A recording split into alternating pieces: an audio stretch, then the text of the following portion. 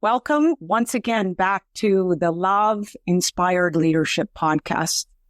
Today, I am exceedingly excited about bringing you this amazing woman who really transforms people's lives in such loving leadership. And when I went through all her information to see if she would be a good fit for this podcast, I just felt my soul sing. I did. And so I'm really, really looking forward to this meaningful conversation.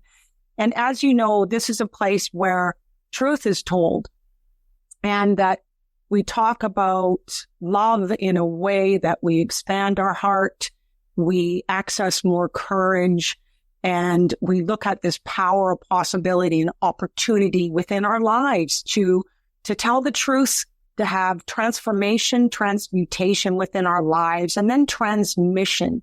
So be able to shine our light brightly on the world. So let me introduce you to her. Her name is Dr. Patricia Timerman Barbosa Silva. Now that is a mouthful. And she is an incredible psychotherapist, author, and powerful guide in the realm of communication, emotional patterns, and inner healing. Does that sound amazing? And her work with Advocate to Create and her book, Why Are We Fighting? Actionable Strategies for Effective Communication. There it is. Oh, there it is. And Dr. Timerman helps individuals and leaders understand the hidden dynamics beneath conflict and connection.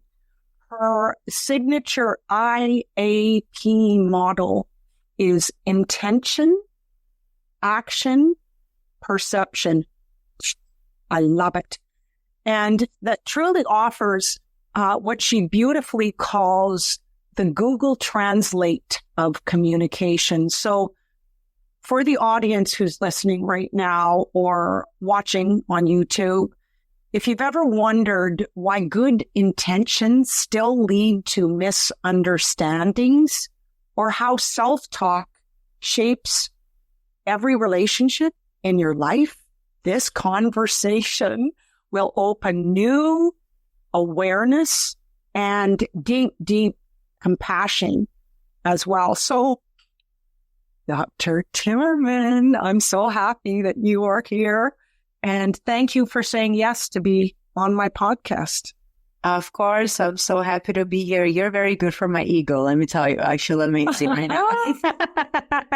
I think the love's just transmuting over the airwaves from Victoria, British Columbia to where you are today in Seattle. I know that. Yeah. So the segment one where I really want to go is really understanding the mind beneath the message. So if you wouldn't mind just taking us back to this beginning part of this purposeful, passionate mission and journey into psychotherapy and communication. So what was it that really sparked you, created fascination with this mind-human patterns? You know, it's an interesting question because my journey didn't begin there. My journey kind of took me there. Even when I kind of rejected it, it still kind of took me there. So growing up, I had been molded into going into medical school. Right? Like in my family, like my grandpa always wanted me to go into medical school. And there are certain professions that were sanctioned, let's say, in the family.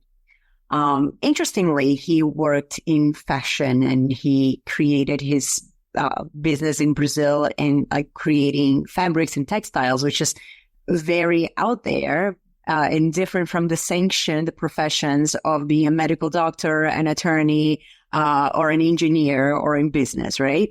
My sister's an attorney. My middle brother works in as a banker, and this is from my mother's side. When I'm talking about my maternal grandpa, and I ended up becoming a different type of doctor. But So as I was doing, when I say I rejected it, when I was at NYU and I'm doing pre-med, I looked at intro to psych or intro to political science because pre-med is not a major. I did both and I said no to psych. And my major was in political science. Oh. And so when I tell you like this kind of chose me because I was applying to medical schools and then I decided I wasn't 100% sure. A couple of things were happening, like let me do a master's, let me buy myself time. And I was looking at a master's in education. I was working in Miami-Dade College. And something about their university's dual in mental health counseling and marriage and family therapy. I don't know any other way but to say it. It spoke to me. Yes. And I'm like, okay, I got to do this. Again, to me, I was just buying time in order to apply back to medical school. Graduated, got my master's, was working at an immigration law firm while I was doing my master's.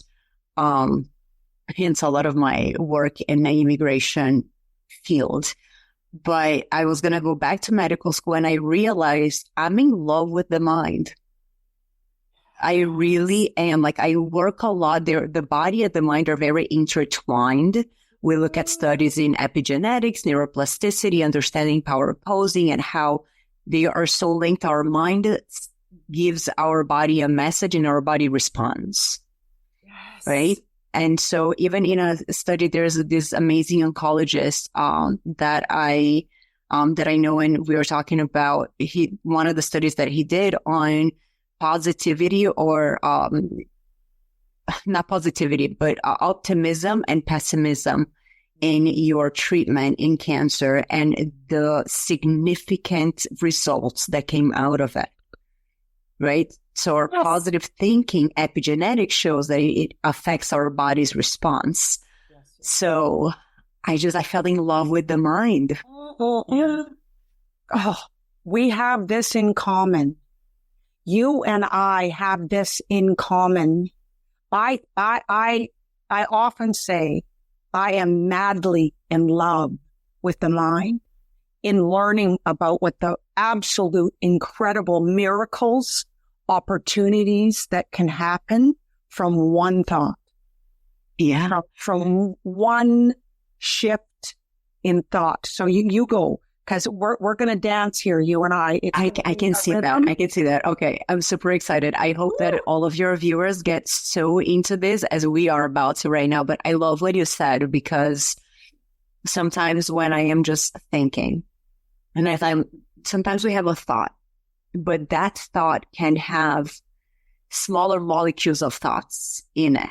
It doesn't just stop there. Like, I can't do this. Okay, why can't I do this? Is there something that I can do within the thing that I'm telling myself that I cannot do? And part of me wonders, is there an infinite amount of molecules of thoughts that I get to choose the one that I want to focus on? Or is there a finite number? That's an answer I haven't gotten a question to yet. I do want to believe there's a finite number sometimes. I think it depends on what it is, because if not, there's always a different possibility, but not to everything. Just like I'm going to go somewhere else for a second, and there's a reason for it. Maybe a darker space, but there's a reason. I have a rule in therapy. I always tell my clients, comes to my mind, comes out through my mouth. So I'm going to adhere to that rule in podcast world. When we talk, I work a lot with grief, and I work mostly with suicide grief. And one of the things when we talk about suicide prevention, I say not every suicide is preventable, just like not every cancer is preventable, right? Some cancers, if you catch it really early on, there's treatment. Some cancers, just by the type of it, there is treatment or there isn't. Some just buys time, It's the same thing with suicide grief and suicide prevention. So that's when I say, I don't know that every molecule of thought is infinite. I think it depends upon it. Some might have a finite number, but I like the idea that we can always break it down. What I can and cannot do can be broken down into little tasks within it. Does that make sense? Total sense. And my entire life mission, I was given this key when I was 18 years old. I am now 67 years young. And she taught me about thought. She said, what we become decided on to think above the line is curiosity, wonder, possibility, solution, opportunity, trust, faith, purpose, and focused on that ultimate decision on what we want and where we want to go. So I am tracking with you, and, thought can be such a complex understanding with so many different tentacles or levels in which you are saying. And, I think that a lot of people get lost there. That's where they suffer. I mean, if there's any mission that I'm on, it's to end suffering in the world. Because my mom had schizophrenia, just to let you know. She had 3 nervous breakdowns. She also had bipolar. She lived till she was 93. Her between 80 and 93 was her best part of her life. Okay. Which is magnificent. And, I think there's just so many people suffering in this world that have an opportunity of being curious and having a sense of wonder while you're listening to this podcast right now.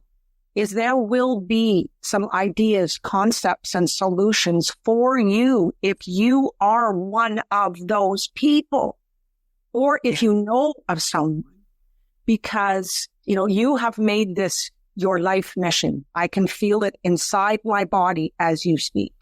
This is your living legacy. This is mine, this podcast, to bring more love into the world, because there's definitely a requirement here that this sort of happen. I love what you're saying, because it is a calling in a way, right? Like we going into the profession in mental health, with all respect, we don't go for the money and glory, right? You go because you really love what you do. And when I was putting my book out, and the person that was guiding me in publishing the book asked me the simple question of, why do you want the book out there? And I said, because I want people to know. Right? The intention, action, perception model, the IAP model, I am a big fan of actionable strategies, right? I understand the theory. How do I put that in practice? Hence the reason that I'm like, there are things that they are simple, and it's about training our mind, because we often think in absolutes, because we're taught to think in absolutes, but it doesn't have to be that way. And sometimes, like, a single example, one of the strategies, I think the first strategies I ever created for the IAP model, I call it the rule of 3 interpretations, right? A fact happens, something happens. For some unforeseen, I don't understand the reason for it, the majority of us will think worst case scenario. Automatic thought, worst case scenario, right? My partner didn't call me, or he's going to break up with me. Yes. So I asked to identify what are 2 other possible interpretations of the same fact. So for balance sake, if I think worst case scenario, let me think best case scenario. So he's not calling me because he's planning a surprise party for me. I don't know. And then a third likely case scenario. He's super busy. His phone died. As soon as he can, he'll give me a call back. Right? Choose the one that serves you best, because you don't know, when you use the word truth, we don't know which one is the actual truth, right? We only know the data. Yes. Yeah. And I think sometimes just knowing that I don't know why he didn't call, like, I don't know, is as important as knowing what I don't know. Yeah. And so for the audience who's listening right now, I'm tracking with you, like I'm waltzing with you as you speak here. And so for the audience to just realize that we have this extraordinary opportunity of taking a look at life from a different position, from a different perspective, from a varied place that is familiar within us. And how in order for us to live our best life, which is why we're all here. I mean, my position is we are all love. There really is nothing else. And we just get distracted. I mean, that's my position. I'm madly in love with love inside my mind, inside my heart, inside my body, in nature, in the relationships, in having this conversation with you right now. I'm in love with this. So, but we have this opportunity, and it's people like Dr. Timerman that has this model, IAP. So, okay, we got to go there.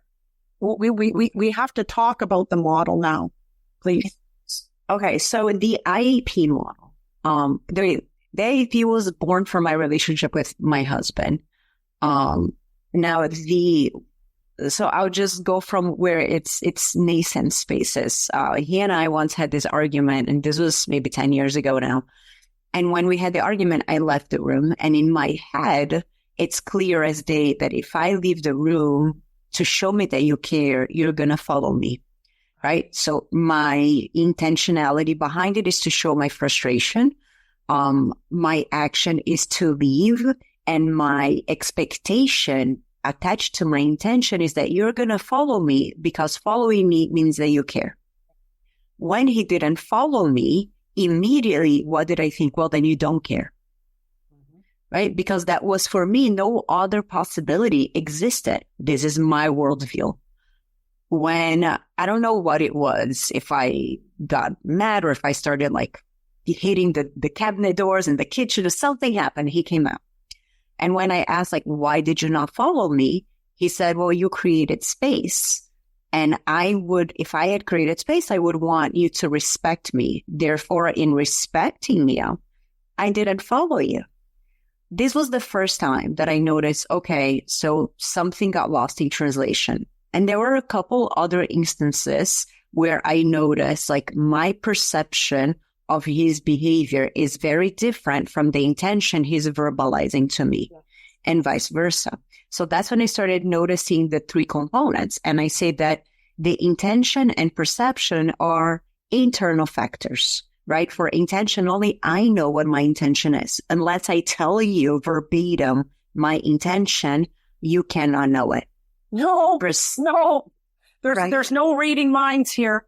There is none. To us, things may seem obvious because that's our view of the world, but not everyone sees the world the same way that we do. Some people that we grew up with may share that exact point of view, but that's because we grew up together looking at things in the same way, right? So different cultures, different regions, so many other things can shift how we see the world.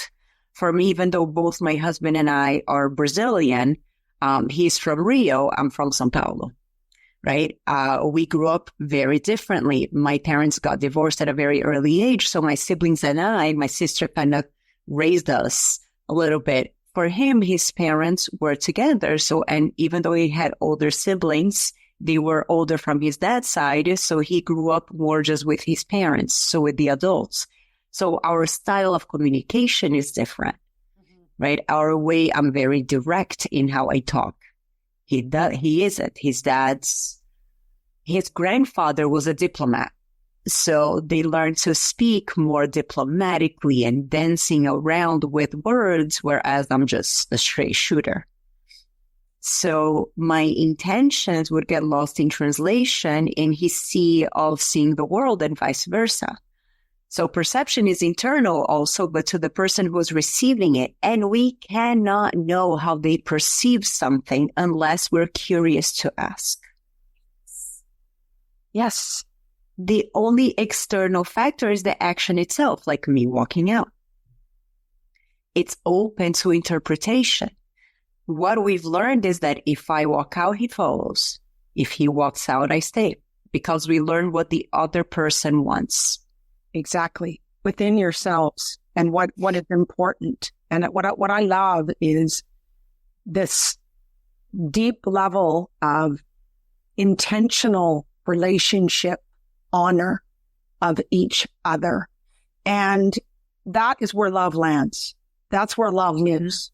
That is where that space for grace happens, with respect with intentional care for each other, and understanding that you're two different human beings, and that the way to love each other is in that form, which I think is absolutely beautiful. And, I'm just, as you were speaking, I'm thinking about relationships that fall apart and people give up, throw in the towel because they don't have the understanding that there's another view of this. There's something that I can intentionally go through within myself here to take on that self-awareness, that self-leadership of love, and then bring that into the conversation and communication. What I love about the IAP model is that it works a lot on our awareness of how we communicate and becoming aware of how much we know how our loved one communicates. And it doesn't even need to be our loved one, right? I use it a lot at work with my employee for us to understand like each other's communication. I love the question, what you need from you to give you what you need. That's so great. That again, slower, so the audience can write it down, because that is I remember when a friend asked me that in my 20s, it stopped me in my tracks, changed my perspective completely, and changed me. So I want you to say it slowly so we can all absorb it, please. Okay. So the question, which is a great boundary setting question, is what do I need from you to give you what you need? It brings about that reciprocity, right? It's because sometimes I can share with you what I need from you, and you can say, I'm not capable of giving this. I'm capable of giving something else. Is that it suffices for you to give me what I need? Yeah. It's about honor again. I mean, in the last 5 years of my life, you don't know this, but I have been down this pathway of learning. First of all, I felt like I was a kindergarten student. Then I felt like I was in university. And I'm getting close to my master's now. I don't think I'm at PhD level of learning to honor myself as a woman, to be very, very intentional and clear on what matters most in regards to my own mental health, physical health, and spiritual health on a daily action, discipline practice. So is there anything in your book about that? Because it's changed who I am. It's changed the vitality that I have from the moment I wake up in gratitude to the second I put my head down on the pillow. So I'm curious in regards to what you can contribute to me. So I actually added 2 bonus worksheets on this book. And one of them, I call it, there's the me in 3D and the we in 3D. And the me in 3D essentially is identifying who I was, who I am, and who I want to become. Beauty. And I can think about that in general, like as a woman, I can think about that as a friend, as a partner, as in so many different ways, like a silly way, but one that was significant to me. So I grew up in a picky eater household, right? And so for the longest time, I was very much a picky eater. And I love that I get to say it in past tense. You heard me say I was, right? I was with that. I caught, and the concept, even with in relationship to food, I was very much a picky eater. I am much better at it. I want to become even more. So what shifted was my initial reaction to food. Before, when I would see something that I didn't know, my immediate response was, oh, you're not going to like this, which made me immediately reject it. I also felt a lot of judgment from people, and I would judge myself before they could judge me. Ooh. And I want to shift my mind frame. So with the help of my husband, who was very supportive, never necessarily judging, I went from, ugh, to, am I going to like this? Like, how can I know that I don't like something that I've never tried? Whereas before, I just knew I was not going to like it. Mm-hmm. So it's a shift in your mind, right? We were talking earlier about how our mind changes our response. It was a shift in the initial response, that automatic response, which I needed to work on, of when I look at food. So I know today that if my immediate response to something new is, oh, I'm still not ready for that. Yeah. Right? I have giving to yourself permission still. I give myself permission still. I know it is not a finite response. It is not an all or nothing. I need to work on this, but I've come a long way from who I was. Exactly. So in the me in 3D, that's the first portion of it, who I was, who I am, and who I want to become. And within it, I have what I call MAC. What do I want to maintain? What do I want to amplify, do more of? And what do I want to change? Oof, oof, oof, oof. Those are delicious. Those are yummy. Those are like chocolate ganache dessert. I don't know if you've ever had that, but it is good, girl. It is really good. And so I just want to state at this moment that each one of us, as women and men, it is our responsibility to be open to change. It is our responsibility to live this extraordinarily incredible life. And it doesn't matter what age you are. It doesn't matter if you're in your 20s. It doesn't matter if you're in your late 60s, 70s, 80s. This, what we're discussing here, is the door. I mean, everything to me is keys. And the keys, the key is love, of course. But, we have these doors of opportunity to walk through. And it's a decision. I love the way you explained that, because it really is clear that in that moment, I have a decision to make. And you have this incredible, loving husband who, loves you so much that he wants to support you through this transitional from where you were to where you are to where you're going. And to me, it's love that helps. It's the people around us that really can see us in that space, even before we get there. They believe in us so much. They love us so much that they hold this space. So that supports you too, doesn't it? Yeah. But it's funny because as you're talking, so many things kind of came to my mind. And sometimes we're a construct of our experiences, right? I like to look at my life as a study and identify like different patterns. And we're a construct of our experiences. And sometimes if we've been hurt many times, we may fear losing love, and therefore we keep it at arm's length. Yes. Right? To kind of protect ourselves. Yes. And so it can become difficult to open myself up again for fear of either getting hurt or because I already know I am going to get hurt, so I may as well cut it off. Right? Or create distance, or not get too close. Okay, let me just keep this detachment going on here. Let's just keep this space. Yes.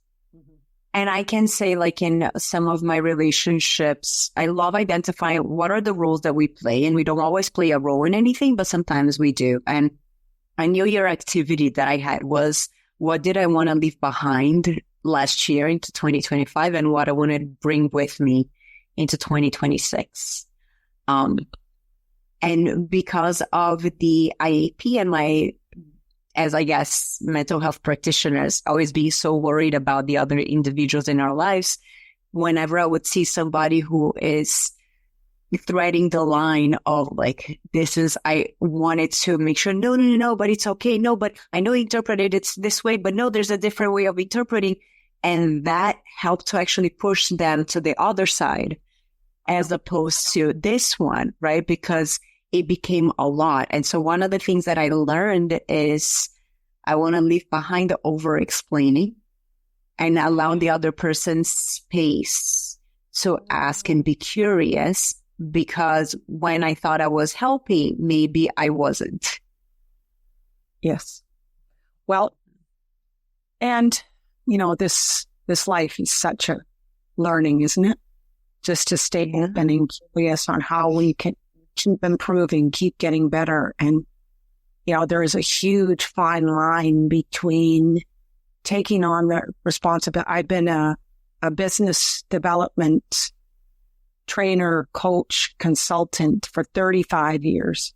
So mine has been business. And when we want to make such a difference, sometimes we do push people away because we're almost just wanting them to get it. That's what it was like for me.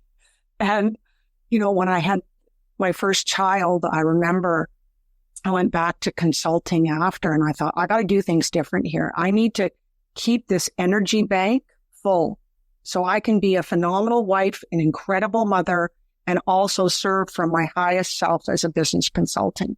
So I decided to do something different. I decided to let go to lead. So I decided to just step back. And I spent a whole year with that mantra: let go to lead, simplify to secure success was the next year.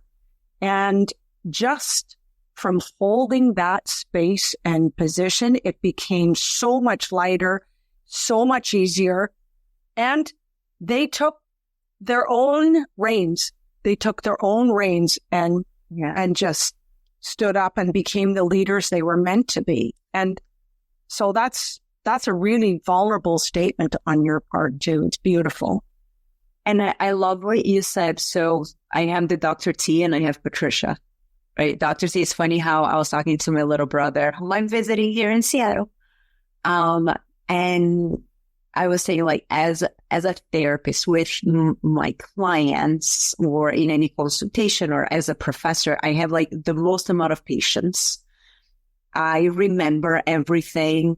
I am able to allow you space. I'll go at your pace and not mine. In my personal life, oh goodness, right? In my personal life is the one that I then am implementing the things that I do in my professional life, in my personal. So when I talked about the Me in 3D, I have this website that is for like trainings and psychoeducational videos. And I have the Me in 3D there. And I talk about mantras, like you said, your mantra. And I say, mantra is the state of mind we want to be in.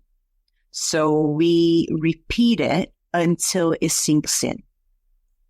Right? For the longest time, I was an all or nothing person, right? Like if you're going to work out, I worked out today, but I didn't work out tomorrow, I'm just not going to do it through the end of the week, right? Because I failed. So you know what? All or nothing. I actively changed it. I want to say it's been maybe 4 years now to better some than none. And whenever I'm doing something like better some than none, like if I'm going to go run, you better run for a minute than zero. Today, I'm able to differentiate between better some than none and all or nothing. Right? But that much is the state of mind you want to be in, you want to get into. One of my favorite ones that I created it with I call them my hub. They're my chosen family, these friends that I love and a wonderful niece that I have from them. And she was young, she, throwing a tantrum. And I said, continuous bad mood is a choice. And after saying that to her, I started saying that to myself. And I noticed sometimes things happen that will put me in a bad mood. And I have the right to be in the bad mood. How long I stay in that bad mood, that's a choice. It allows me to differentiate between an anxious moment when my anxiety is coming versus when I'm in a bad mood. And when I say to myself, continuous bad mood is a choice, I then follow up with what do I want to choose in this moment? Right? So what can I do if I want to choose to stay in this bad mood because it is serving me for some unforsaken reason? It's a choice, but I'm clear about this. If I want to change it, what can I do to help myself do it? So I'll put music on, I'll go take a walk, I'll go work out to let out all of my like angst or anger that's in. but what do I want to choose in that moment to choose differently? Yeah. Well, this woman who gave me this key in thinking above the line is nature is my nourishment. I go out in nature and just receive the nourishment of nature. Just, does it for me. And sometimes it's just taking a bubble bath and putting on beautiful spiritual music to support me to just get in the present moment, get breathing. And sometimes it's yoga for me. And, I agree. And, just witnessing my mother and 2 other family members suffer from mental health issues it is a choice. It's a decision. And, so I want to share my mantra for this year because I love it. And I have a virtual assistant that I call my virtual assistant angel because she does everything for me. Thank you, God, for her. And so my new mantra is this. So if you put your hands up and do this. So freedom sticks. So bring your hands together in 2026. And I love that. Aiming higher and higher. So we love that. I know. And every year I come up with a new mantra and it grounds me. It supports me. For many years, I chose one word to ground myself. And now I choose something that's meaningful. I think everybody is looking for love, for freedom, for meaningful relationships and inner peace. And this position of supporting ourselves to just keep moving forward. And I think your profile there, it's IAP. And so your book, tell us about your book too. So in my book, which by the way, I am coming out with the audiobook version of it, which I'm super excited about. In the book, it's supposed to be a practical book, right? So I talk a little bit about understanding our intentions, where they come from, what shapes them, as well as our perceptions, right? So one of the examples that I give when I go into triggers and defense mechanisms, I said that our life is a construct of our experiences. So let's say that I have never been cheated on before. And I go to either a party or a social gathering and my partner takes a phone call in a different room. I may not even notice but not care or think about, the reception was probably bad here, or it might be a work call and he needs privacy or whatever. However, if I've been cheated on before and I see my partner taking a phone call in the next room, now that's a suspicious behavior. Mm-hmm. And because of a previous experience, it gets linked, right? The meaning becomes associated there. It becomes a triggering thing. So a defense mechanism goes into, I need to question you. I need to defend myself. You're likely cheating. And now I need you to prove a negative, right? So our past experiences color our current experiences. So when I talk about triggers and defense mechanisms, part of my questions is the triggering behavior originating in the current relationship, or did it originate in a previous relationship that's now affecting the current relationship? Yes. Right? Yes. I ask myself the same question. I do. So, and I think that's a very powerful question of truth, because I think that what you're doing here is getting to the truth of the situation, right? It's understanding how come, a defense mechanism is born because something happened that caused hurt or pain, right? So we create that defense mechanism to protect ourselves, but we become so used to it that even though the cause of hurt and pain may no longer exist, the defense mechanism is so automatic, it becomes a way of life, right? Part of when you go to therapy to process things, pausing, understanding yourself, even through the IAP model, is you become aware of the defense mechanism, right? At first, you may not notice it, but now you start to notice it.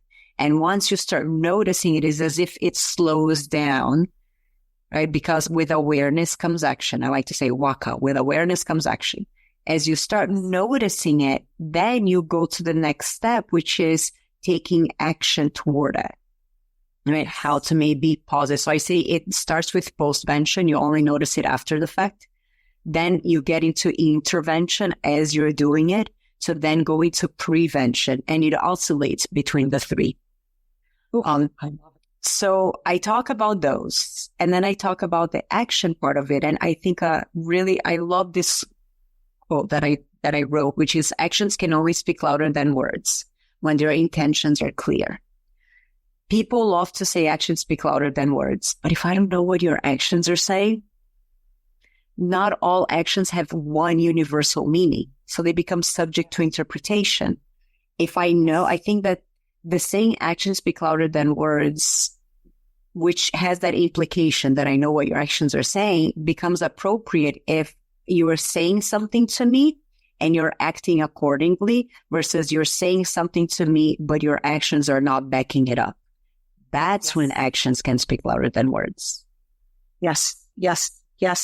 And yes, I agree about 1,000% on that one. And to me, that's, well, in business, especially the world that I have lived in for a very long time, is integrity, is functioning from an integrous, respectful position. And there's lots to be learned in business when that is out. I had one partnership that the words did not match the actions, and I closed that partnership down, and it was very affluent business.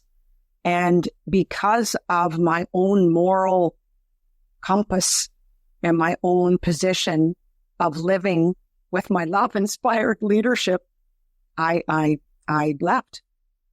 So that's huge. The place that I'd love to go, just as we are traveling here, is, do you have daily rituals? Because to me, these mean so much to me. Do you have daily rituals that you practice, that you implement in regards to your whole entire position and living legacy, that you practice for yourself? Yes. So I have what I call, I have my morning routine. When I was in session with a client, we talked about what is our mood kit. So my struggle is with anxiety, right? So anxiety, she's there with me. She's not always there with me, but sometimes she comes. I call it a cognitive filter, because my anxiety distorts time. It makes it feel as if things are urgent, and a minute feels like it's been 30 minutes when it's only been a minute. So one of my cognitive filters is how urgent is my urgency, and it lets me know whether it is my anxiety versus when something is really urgent. But when I would wake up before, the first thing that I would do is open my emails, see my clients, my calendar for the day, and the business bank account, right? Immediately, open my eyes, dive into the world of business. And I said, okay, that's unhealthy for me. In session with a client, we talked about what is your morning routine going to be versus mine. Now, this client, it was wake up and all depression thoughts would take over. And so I said, when you wake up, prior to anything else, she would have a positive affirmation cards. So before your depression can talk to you, you grab a positive affirmation card and you read it, right? And then becomes your mantra for the day. My morning routine. So I have a lot of energy. And my anxiety transforms into energy. So the first thing that I want to do is disperse it. So I wake up and had this morning routine for 2 years now. I do 100 squats, 10 push-ups, and 100 sit-ups. Only after that can I look at my phone. Then I go downstairs. So you do the physical exercise as soon as you get out of bed. Do you do it before you have anything else? Before anything. I wake up, I go to the bathroom, I brush my teeth, and I morning routine. Love it. That is before anything else, because it keeps me from, I cannot look at my phone until I've done my morning routine, until I've released that energy. Then my husband and I have that daily, did I tell you that I love you today? Right? It became part of our daily routine and it's not something that we have to do. It's something that we get to do. Yes. The key word, get, opportunity, get. Yeah. And one thing that I'm very intentional about is, and I talk about it in chapter 3. So chapter 3 are all the different strategies in how to apply the intention, action, perception. I have the 3 columns of communication, which is for the person wanting to communicate their frustrations. We talked already about the rule of 3 interpretations. I'll talk in a little bit about the preamble. There's reflecting. I go through the do's and don'ts of I statements. But the one that I do very mindfully is gratitude. So the purpose of gratitude, right? Why is it even important? We're often more focused on the things that frustrate us than not, right? It's easier sometimes for us to look at the things that have not been done as opposed to the things that have been done. So the first aspect of gratitude is acknowledgement, right? When I go to the kitchen and my husband made the coffee already, thank you for making the coffee. Right? It's something that the other person did. So let me acknowledge them. Let me thank them for it. The second aspect of gratitude is to kind of break a classical conditioning. So if we're in a frustrating relationship where we fight a lot, the moment that the other person is going to open their mouths, my entire body may contract and I am ready for a fight. So because of that, I may not necessarily listen to what is being said, but I will listen to what I think is going to be said. It may shift a little bit how I respond, right? It can pause that classical conditioning. So the part of the gratitude is that it's making sure that I allow ambiguity to not let my body contract immediately, so I can listen to what is being said as opposed to listen to what I think is going to be said. Yeah, that's profound. And gratitude has made the biggest difference in my life in the last 3 years. Every morning I've trained my thought system and it happens automatically now, which is so incredible.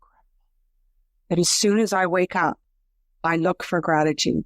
And sometimes it's just the ocean air. I love the ocean. I live about 5 minutes from the ocean.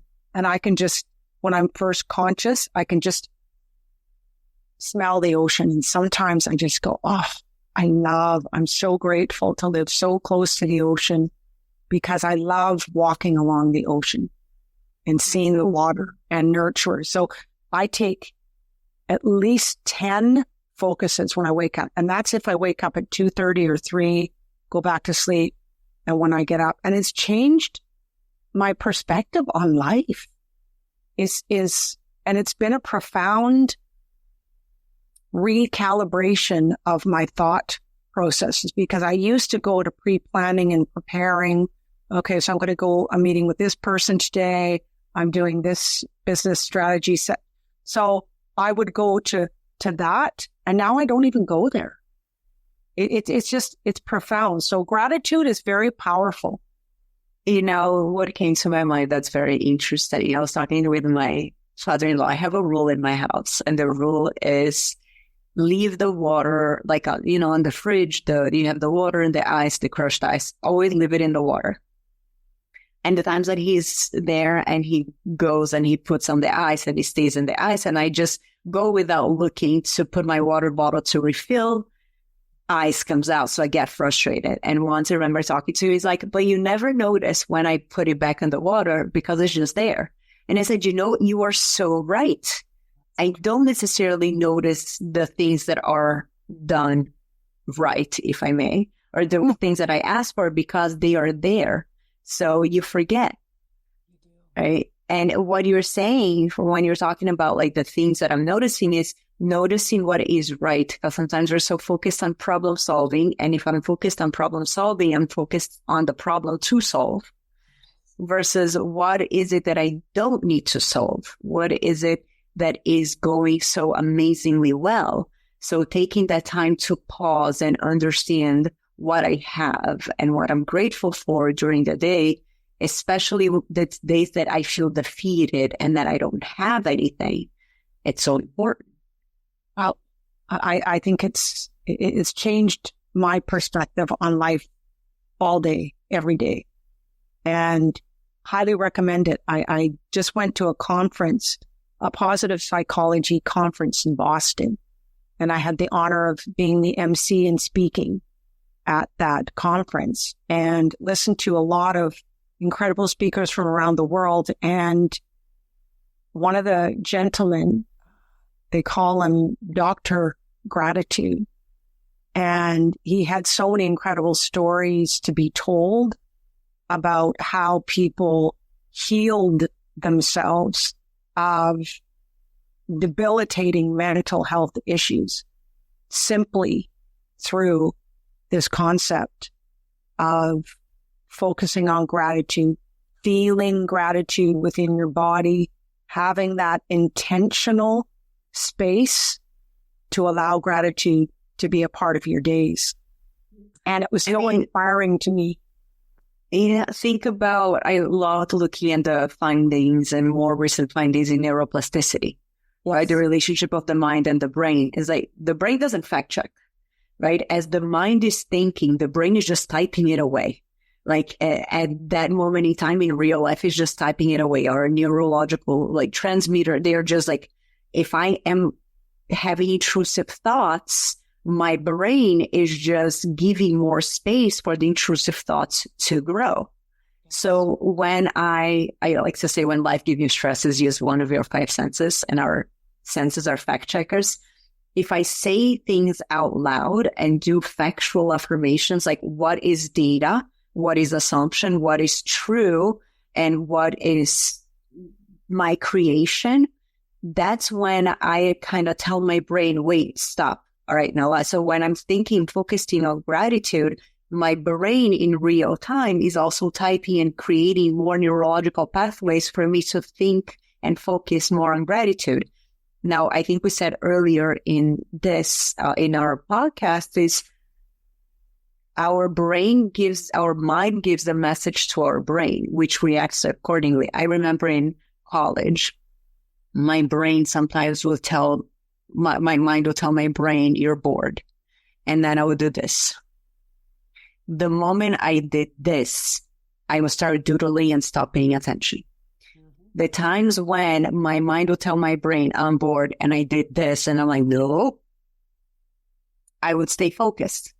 And sometimes I needed to do this a few times, right? But again, our mind tells our brain stuff that then tells our body how to respond. So how is it that positive versus negative thinking would not affect our body? It does.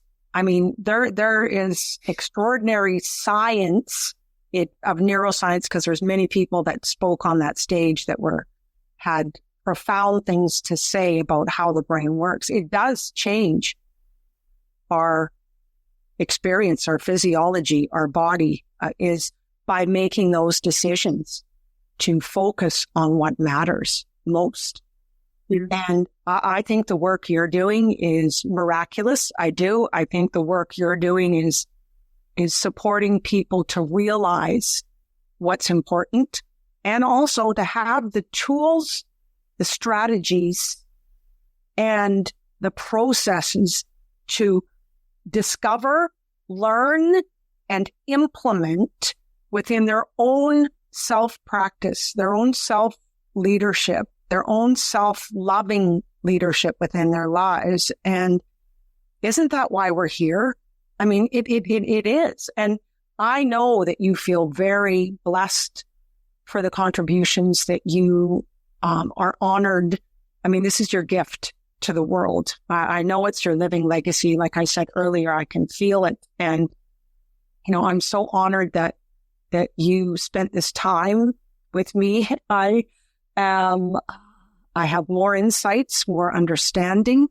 And one of my missions here is to support women to come back to who they are, to come back, circle back to be their authentic selves. And that's the journey that I have been on. And I have this incredible honor to support and guide women that way. And we're in this together, aren't we? We are. Yeah. We are. Yeah. So just thank you. And I just really appreciate these powerful frameworks, your wisdom. And how do people receive the information? Like, you have a free access to an actionable communication strategy piece. So do you want to tell them about what their gift is?